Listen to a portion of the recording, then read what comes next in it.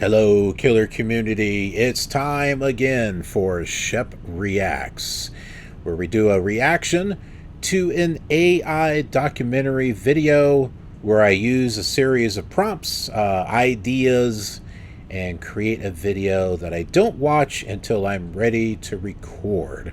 So I have no idea what's going to be or how this documentary is going to be. But I do know that this is called Rising from the Ashes, Life After a Nuclear Holocaust. I thought with the whole thing with the Fallout series on Amazon, this resurgence in the interest of the Fallout series, especially for me, because I've got Fallout 1, 2, Tactics, Fallout 3, Fallout New Vegas, and not too long ago I got Fallout 4 Game of the Year edition, and they're all games that I want to actually feature on the channel.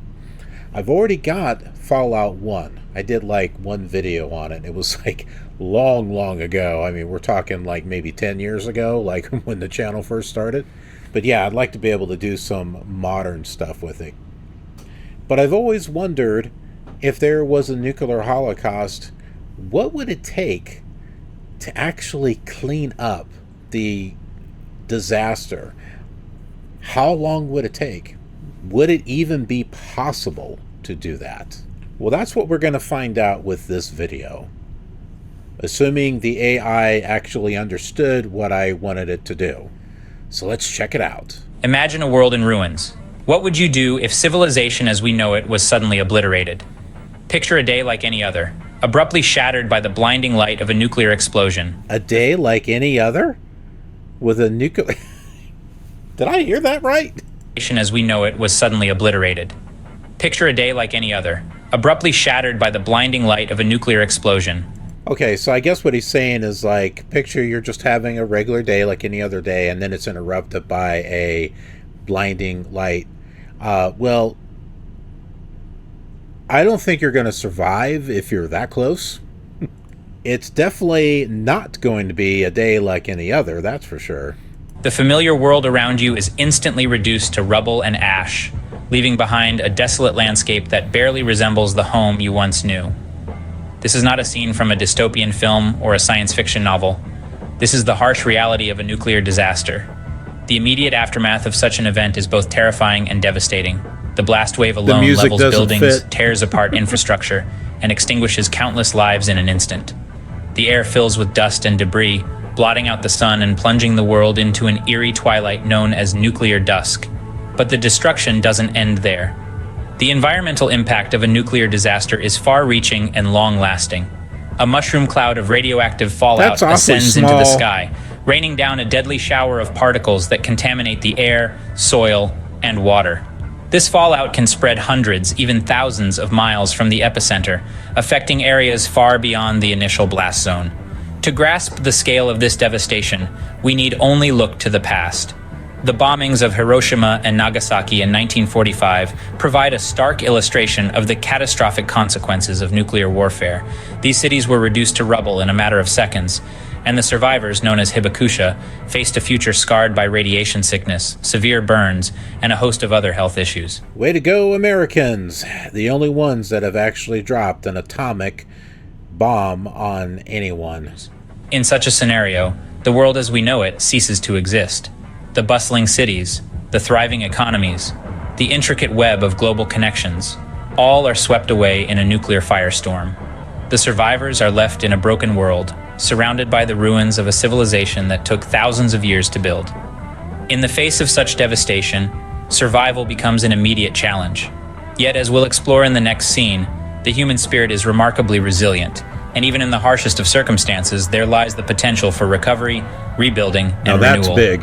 In the immediate aftermath, securing life's basic necessities becomes a daunting task. Imagine, if you will, a world where grocery stores are no longer just around the corner, where water doesn't flow at the turn of a tap, where homes offer no shelter, and where hospitals stand in ruins. This is the new reality for survivors following a nuclear holocaust. Food, once plentiful and varied, is now scarce and hazardous. Survivors must scavenge for canned or packaged goods that have not been exposed to radiation. Hunting and gathering are perilous due to the risk of contaminated plants and animals. Even the soil can be toxic, making the prospect of farming a dangerous gamble. Water, too, becomes a precious commodity. Safe, drinkable water is in short supply, as sources can be contaminated by nuclear fallout. Wow. Rainwater, usually a reliable alternative, poses a risk as it can carry radioactive particles from the atmosphere. Survivors must learn to collect and purify water using rudimentary methods, such as distillation or filtering through charcoal. Shelter, a basic human need, also becomes a complex challenge. It's not only about protection from the elements now, but also about protection from radiation. Survivors must seek out structures that are still standing, yet sufficiently shielded from the fallout. Medical care, crucial in a time of heightened injury and illness, is drastically limited. Hospitals, if they still stand, are likely overrun and under-resourced. Survivors must rely on basic first aid, herbal remedies, and the kindness of others for treatment. He's exercising. And then there's radiation, an invisible and insidious enemy. Acute radiation sickness is a real and immediate danger, with symptoms ranging from nausea and fatigue to burns and hair loss. The long-term health effects are even more terrifying, with a heightened risk of cancer and genetic damage. As the dust settles, survivors are left to face a world transformed. A world where the rules of survival have changed drastically, where every day is a struggle, but where the human spirit fights on, adapting and enduring. With existing structures in ruins, how does society rebuild? A question that echoes in the somber silence of the post-apocalyptic world. After a nuclear holocaust, the remnants of government and ruling bodies are left with a daunting task. They must not only provide immediate aid and security to survivors, but also face the Herculean challenge of reconstructing a shattered society. Actually, honestly, if it's the government that gets us into this situation, that government needs to be replaced. Because, it's the people that suffer because of the government. Doesn't matter what country you're in. It always the government is causing this crap, whereas the citizens have to suffer. So yeah, if your government does this to you, then it's time for a new one. This is where the formation of new governance structures comes into play. In the aftermath of such a cataclysm, traditional forms of governance may no longer be viable or relevant.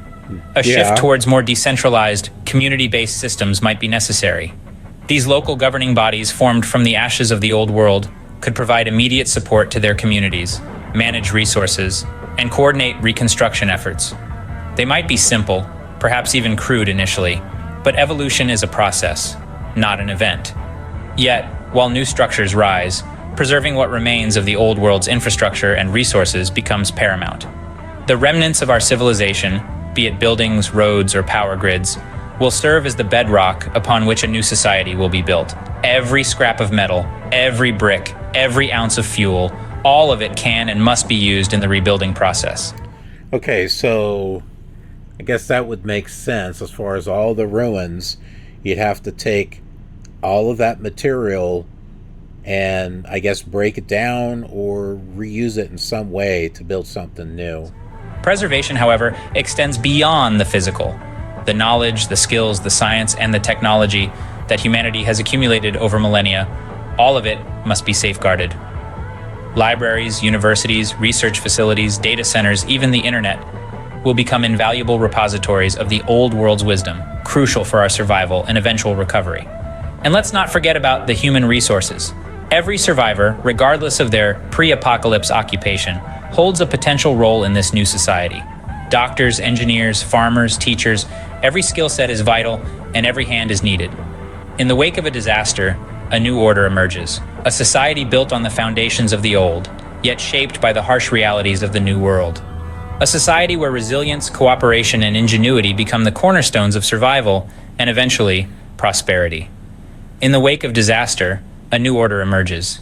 From the ashes, the daunting task of rebuilding begins. Rebuilding civilization after a nuclear holocaust is an immense challenge, a veritable phoenix rising from the ashes. There's a trucker out there taking his 10-hour break. He's doing his 10-hour reset. There he is, right there. Is that old Swifty Swift?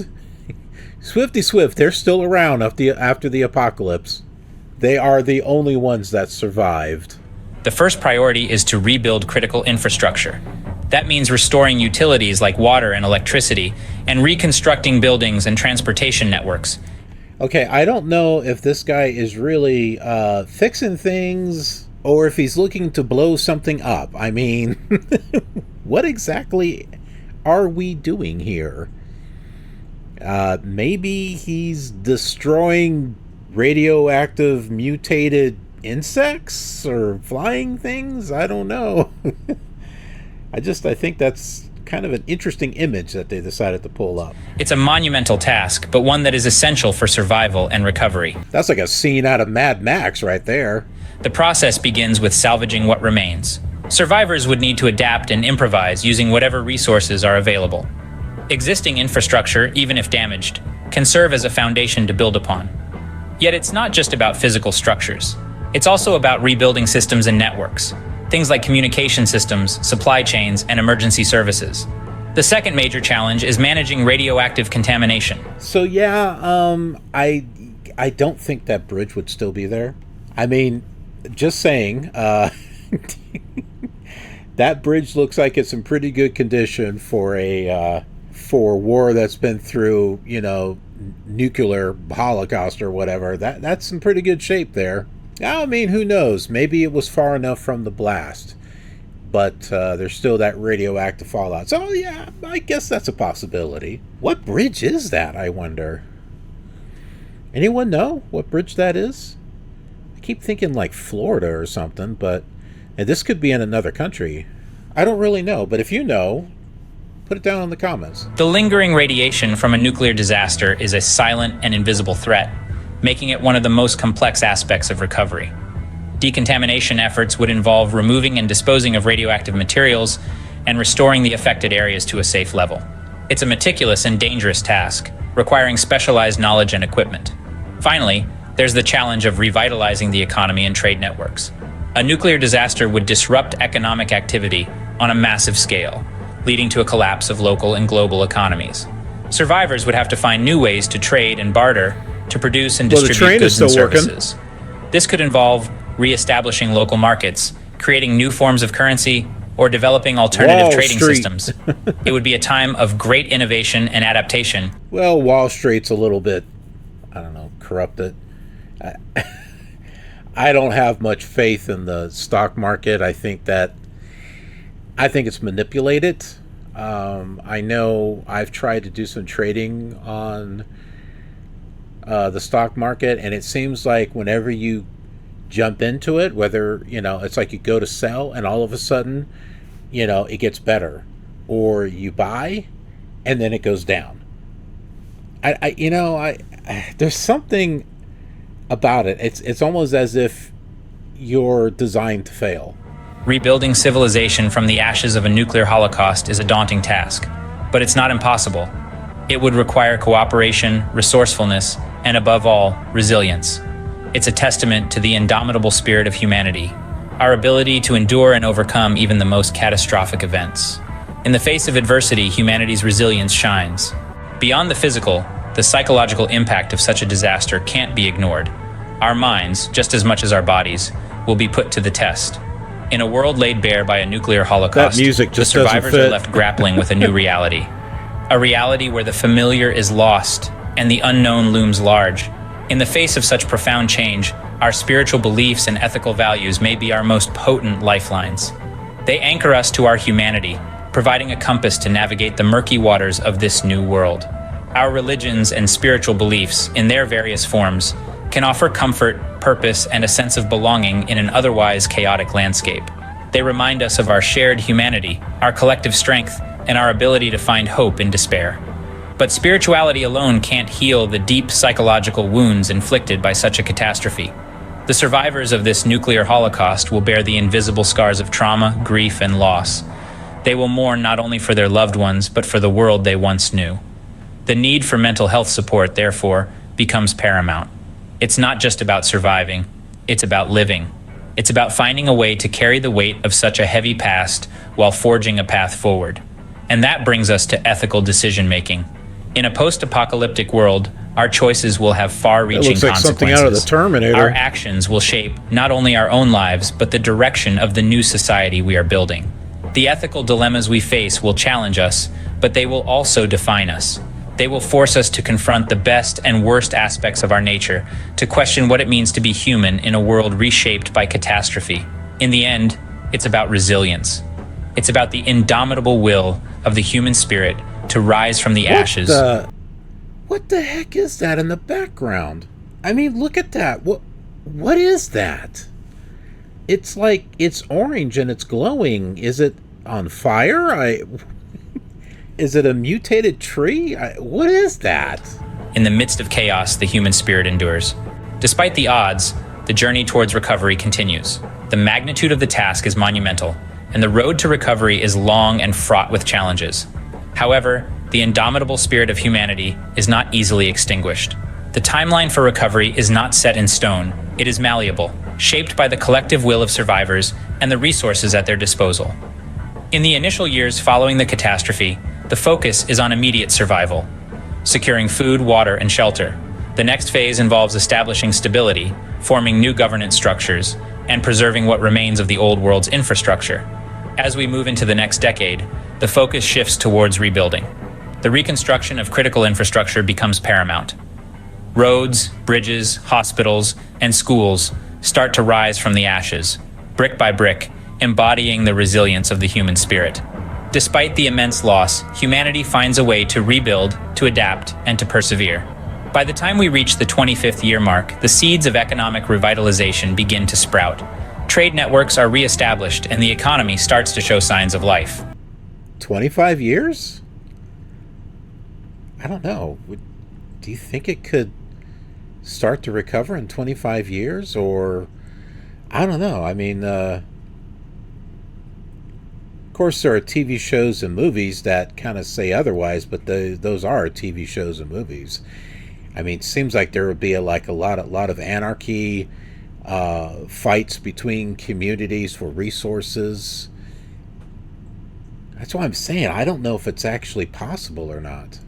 This period is characterized by innovation and adaptation, as survivors find new ways to harness resources and create sustainable living conditions in the face of adversity.